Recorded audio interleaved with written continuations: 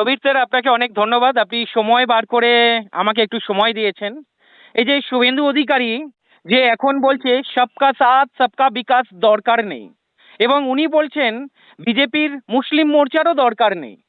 Hot করে উনি এমন কথা কেন বলছেন? আপনি কি বলবেন এই বিষয়ে? না, বিজেপি কোনো কালেই বলেছিল, প্রথম থেকেই বলেছিল মুসলিম ভোটের উপর আমরা কোনো ভরসা করি না এবং মুসলিম ভোট আমাদের না হলেও চলে যাবে।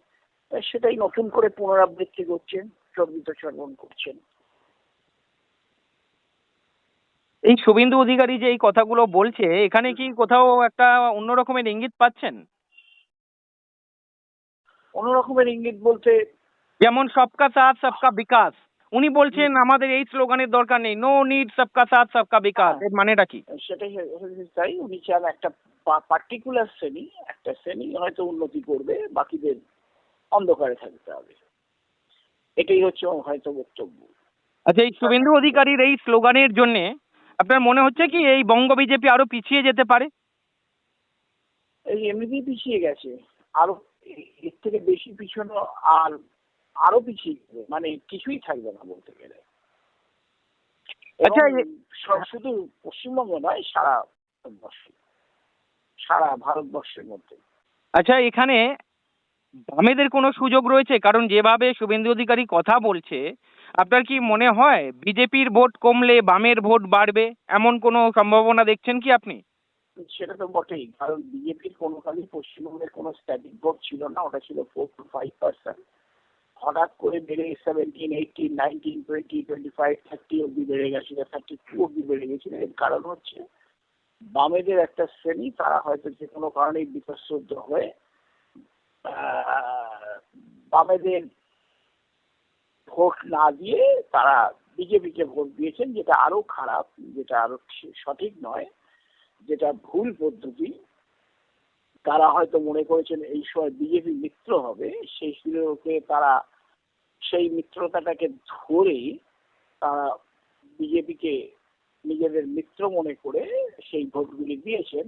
পরবর্তীকালে তাদের মোহভঙ্গ হচ্ছে, বুঝতে পারছেন যে এরা হচ্ছে তৃণমূলেরই একটি মুদ্রার এপিঠ আর ওপিঠ।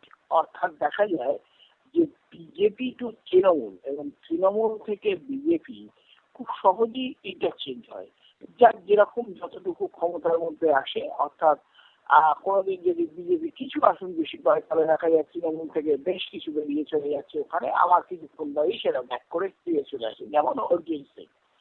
তো সেই রকমই এই জিনিসগুলো ঘটে। সেই জন্য তখন তারা হয়তো প্রথমটা বুঝতে পারেননি, আস্তে আস্তে মোহভঙ্গ হচ্ছে, এবং সেই জন্য নিশ্চয়ই বামেদের ভোট আমি আবার ফিরে আসবে।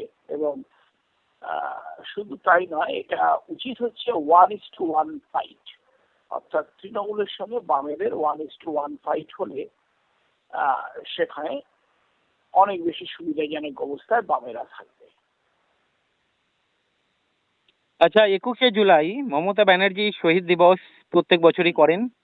এবারে শুভেন্দু অধিকারী নতুন একটা ডাক দিয়েছে, যারা অত্যাচারিত হয়েছে তাদের নিয়ে আহ উনিও একটা কর্মসূচি পালন করতে চাইছেন 21শে জুলাই। আর এখানে সুকান্ত মজুমদার বলেছে সেটা আমরা ভেবে দেখবো, 21শে জুলাই থেকে 26শে জুলাইয়ের মধ্যে হবে, এটা জেলা ভিত্তিক আলাদা আলাদা হতে পারে। তো এই শুভেন্দু অধিকারীকে কি কোণঠাসা করার চেষ্টা হচ্ছে দলের মধ্যে, কি মনে হয়? আমি বিজেপি নিয়ে কোনো বক্তব্য করতে চাই না। কে কাকে কোণঠাসা করছে, এই দলের মধ্যে প্রচুর ছিদ্র। কে কাকে কখন কোণঠাসা করেন, কে কাকে কখন কার ঘাড়ে চেপে বসে, তো ওই নিয়ে আমি কোনো মন্তব্য করতে চাই না।